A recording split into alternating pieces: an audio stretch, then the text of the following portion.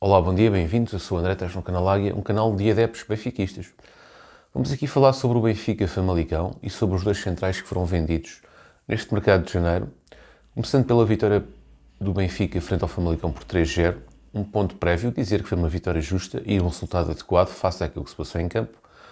Tivemos 58.725 espectadores no Estádio da Luz, 56 minutos de tempo útil de jogo e, portanto, isto revela o quê? Uma casa cheia no último jogo da época e 58 minutos e 56 minutos de tempo útil de jogo é um bom tempo útil de jogo, tendo em conta a média da Liga Portuguesa, que não sei de cor, mas se vocês forem verificar, é claramente mais baixa do que este tempo útil de jogo.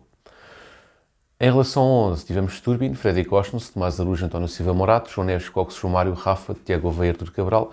Tivemos aqui algumas surpresas no 11. Umas já sabíamos que ia acontecer, nomeadamente o Tomás Araújo ia manter a titularidade face à disponibilidade do Otamendi devido a cartões.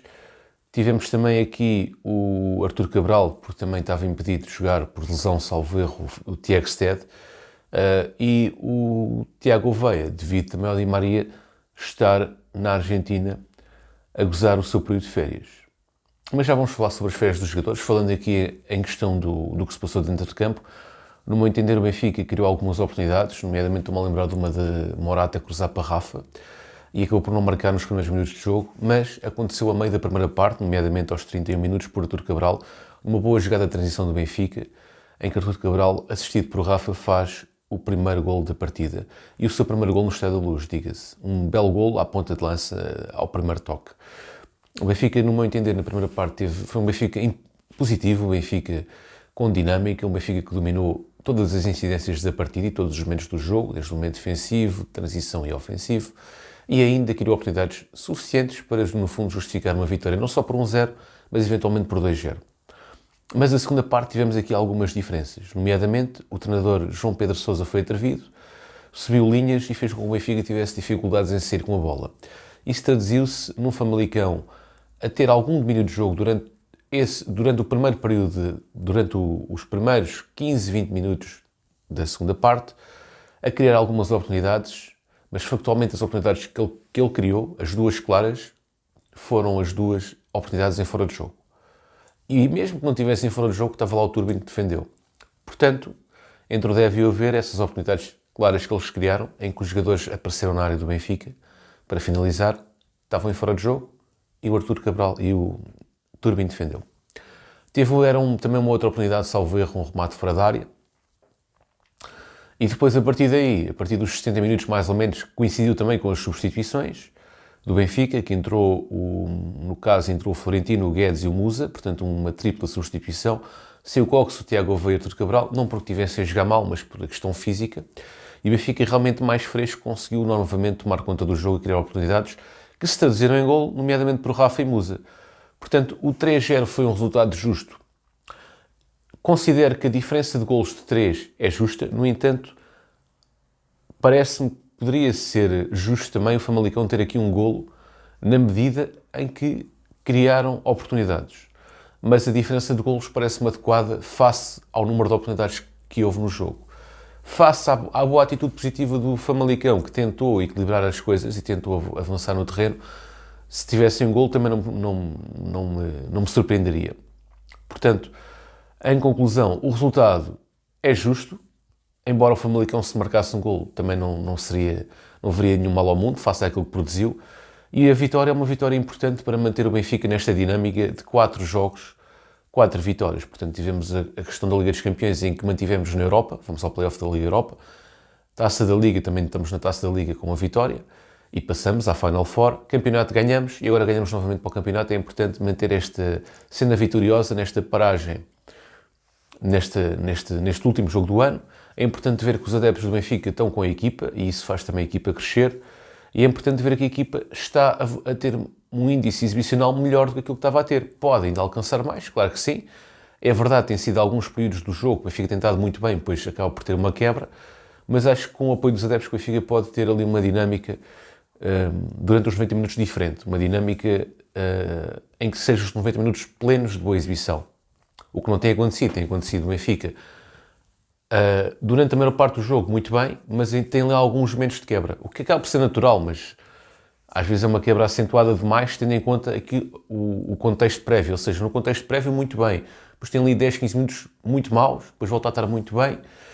E, portanto, quando houver esse decréscimo de forma, que é normal existir durante o jogo, que não seja um decréscimo tão acentuado. E eu acho que isso também poderá acontecer caso a equipa esteja mais confiante e caso a equipa tenha o apoio dos adeptos.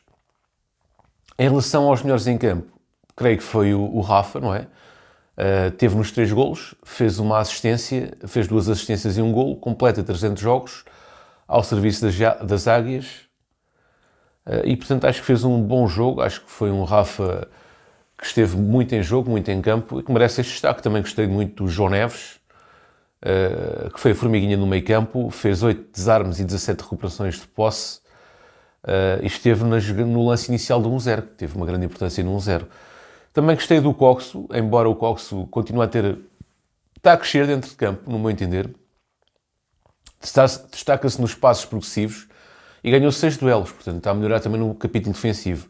E teve 7 recuperações. Eu acho que ele tem que melhorar um pouco, apesar destes indicadores de 6 duelos ganhos, 7 recuperações, eu acho que mesmo assim ele tem margem para melhorar no momento em que a equipa não tem bola. Portanto, acho que ele tem que melhorar na reação à perda da bola, apesar dos números estarem aparentemente positivos. A sensação que eu tive de quem viu o jogo é que ele tem que melhorar precisamente no momento em que o Benfica não tem bola. Tem que ser um jogador mais ativo em busca da recuperação de bola. No entanto, com bola, muito bem. Grande jogo, no meu entender, com bola. E também merece aqui uma certa referência elogiosa. Quanto aos estreantes, o Tiago Oveia teve perto do primeiro, fez um remate aos 6 minutos, teve alguns belos trabalhos pela esquerda, mas perdeu fulgor. Portanto, note que é um jogador que tem qualidade, que é dinâmico, mas que perdeu fulgor na segunda parte. Tendo em conta a idade dos jogadores, esperava que ele tivesse um pouco mais de pulmão, mas também é natural, tendo em conta que ele teve sempre muito em jogo, é natural que também perca um pouco aqui de resistência física. Acho que esse é o aspecto que ele tem que melhorar. De resto, acho que está no bom caminho. O Tiago Oveia, que acabou por ceder o seu lugar ao Gonçalo Guedes.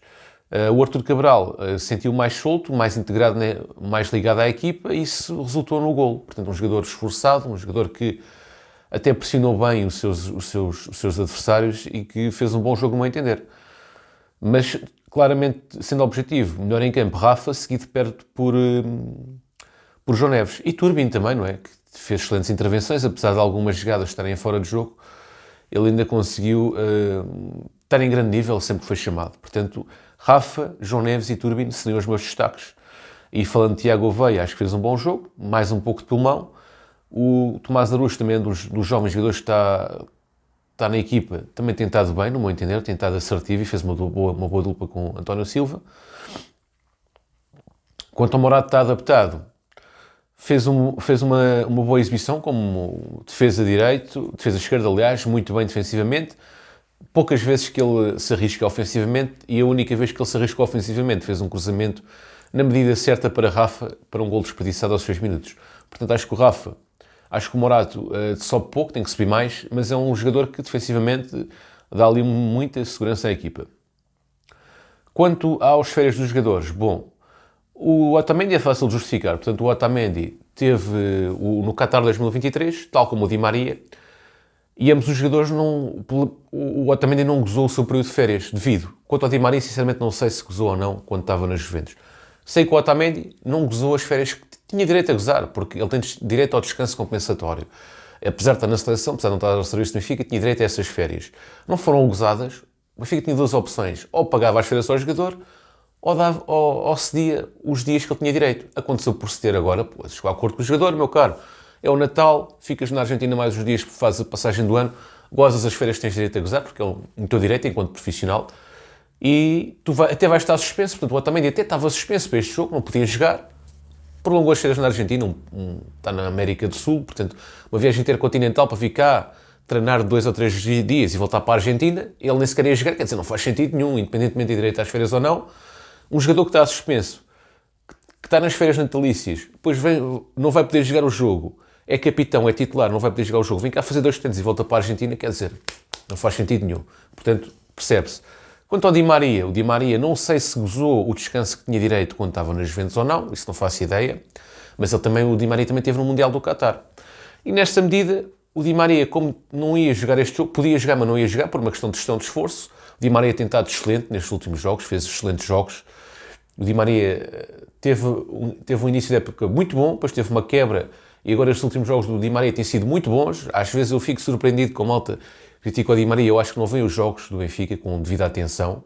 O Di Maria fez os últimos jogos do Benfica do Di Maria foram muito bons mesmo, muito acima do nível médio.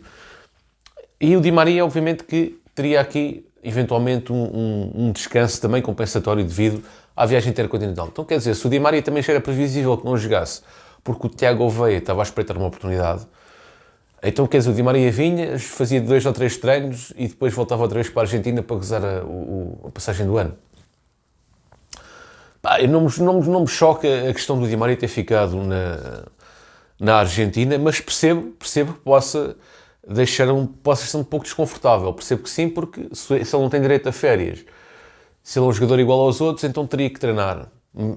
Ok, percebo. Mas eu entendo a situação, tendo em conta o contexto mundial do Qatar, tendo em conta o contexto que o jogador tem 35 anos e que tem que ser gerido com pinças a sua utilização, portanto já era previsível que ele não fosse jogar este jogo. Ele ia fazer uma viagem intercontinental para Portugal para fazer 2 treinos e depois para não jogar. Não sei. Mas também compreendo, em relação ao Di Maria, compreendo alguém que diga que ele devia vir e devia treinar. Quanto ao Otamendi, não, isso não faz sentido nenhum. A única questão que aqui pode-se colocar é do Di Maria, mas no entanto, o Benfica ganhou o jogo, o jogador ficou na Argentina, aproveitou a paragem para ficar na Argentina e gozar a passagem do ano, e foi isto, olha.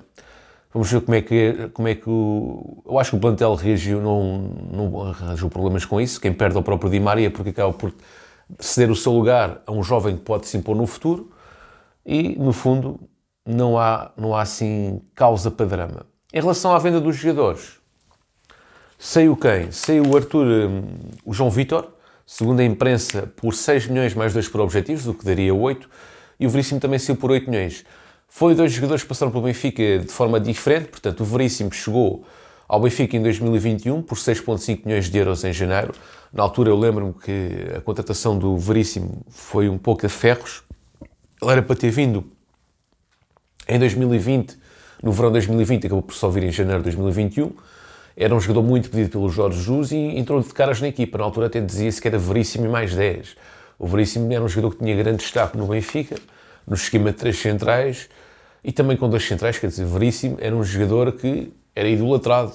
Depois teve uma lesão gravíssima, teve uma paragem longa e acabou por perder a corrida e saiu do Benfica quase como um anónimo, digamos assim, ainda completou 41 jogos e foi vendido por 8 milhões de euros. Portanto, um jogador que teve uma passagem pelo Benfica antagónica. Começou muito bem e depois teve uma quebra à bruta. O Veríssimo foi um jogador que nunca se impôs no Benfica. Foi contratado ao Corinthians, salvo erro, por 9 milhões de euros. Era um jogador que estava a ser disputado pelo Porto também, na altura.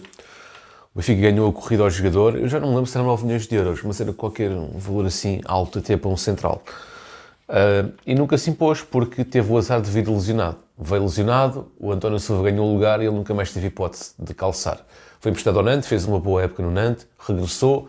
Teve um problema de disciplina, porque o Roger Smith alegadamente disse que ele não se empenhava nos treinos. Acabou por perder o comboio, mesmo quando abriu uma vaga na defesa, ele acabou por perder essa vaga por falta de empenho nos treinos, alegada falta de empenho nos treinos, e acaba por regressar ao Brasil. É um jogador jovem ainda, que poderá ter ainda tem muitos anos pela frente com certeza de carreira, e boa sorte aos 2 jogadores. Foi vendido por 6 milhões mais 2 por objetivos, e o que eu desejo é boa sorte a estes 2 jogadores, e aqueles que ficam no Benfica, que continuem e que sejam campeões. Contra o Rafa também, não é? O Rafa também teceu declarações a dizer que vai sentir saudades dos seus colegas. Portanto, o que é que acontece? O Rafa tem final de contrato. O Benfica, no verão, tentou renovar com ele, mas não conseguiu chegar a acordo por causa do prémio de assinatura, que é um valor exorbitante. Não me recordo quanto é que era, mas era um valor bastante alto. Salvo erro 20 milhões de prémio de assinatura, qualquer coisa assim do género. E o Benfica não conseguiu chegar a acordo.